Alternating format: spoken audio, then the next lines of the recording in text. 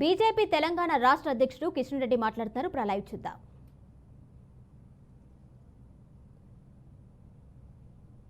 నేర రాజకీయాలను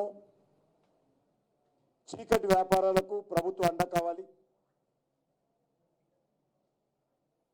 రెండోది భారతీయ జనతా పార్టీని వ్యతిరేకించాలి.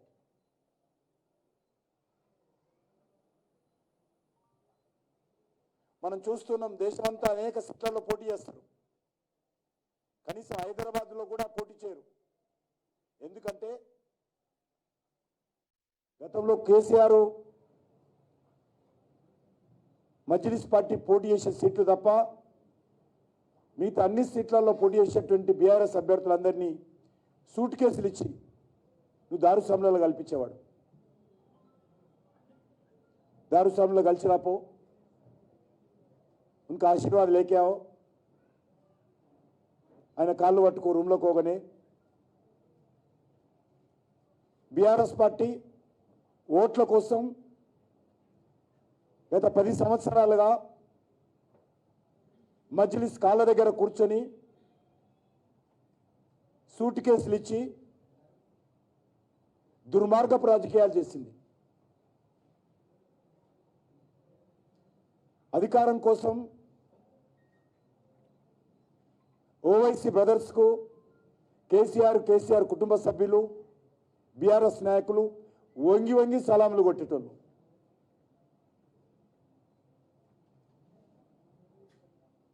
పార్లమెంట్ ఎన్నికలు చెప్పాడు ఆయన, ఎంఐఎం నాయకుడు, దేశంలో బెస్ట్ లీడరు కేసీఆరే, కేసీఆర్ నాయకత్వంలోనే దేశం బాగుపడుతుంది, ఆయన బాగా ట్యాప్ చేయగలుగుతాడు, ఫోన్లు, ఆయన కుటుంబ రాజకీయాలు బాగా చేయగలుగుతాడు,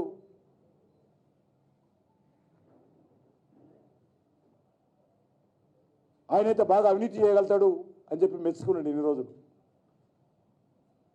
ఈరోజు ప్లేట్ ఫిరాయించి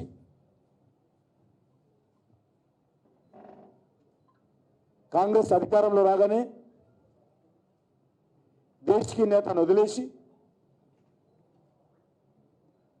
కేసీఆర్ కుటుంబాన్ని వదిలేసి సోనియా కుటుంబం దగ్గర చేరాడు. కేసీఆర్ కుటుంబం ఓవైసీ కుటుంబం ఉండేది ఇన్ని రోజులు తెలంగాణలో. ఇప్పుడు మళ్ళీ సోనియా కుటుంబము ఓవైసీ కుటుంబం వచ్చింది.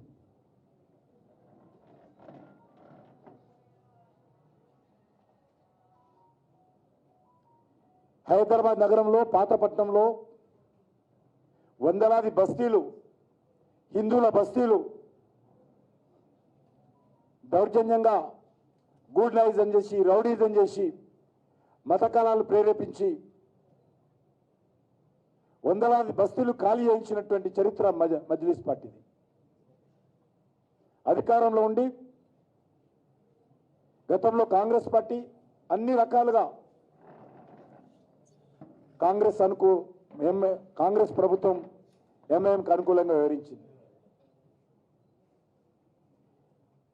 ఇంతెందుకు, వచ్చి రాగానే చెర్లపల్లిలో ట్రైబల్ మహిళల పైన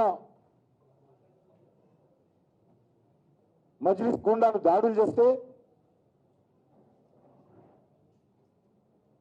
ట్రైబల్ 75 సంవత్సరాలు 60 సంవత్సరాలు ఉన్నటువంటి వృద్ధులపైన కూడా, మహిళలను ఒక్కరు కూడా మగవాళ్ళు లేరు నా దగ్గర, వాళ్ళ మీద కూడా 307 కింద జైలుకు పంపించినటువంటి చరిత్ర రేవంత్ రెడ్డి సర్కార్ది.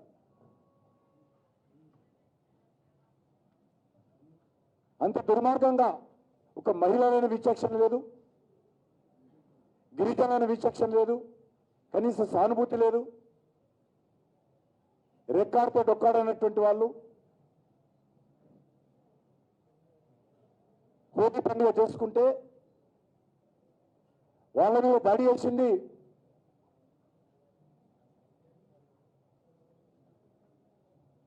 మజ్లిస్ పార్టీ గుండాలు.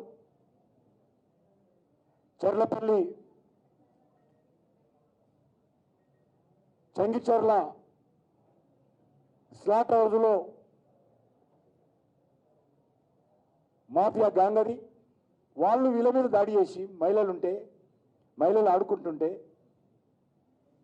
కేసులు పెట్టాల్సింది వాళ్ళ మీద.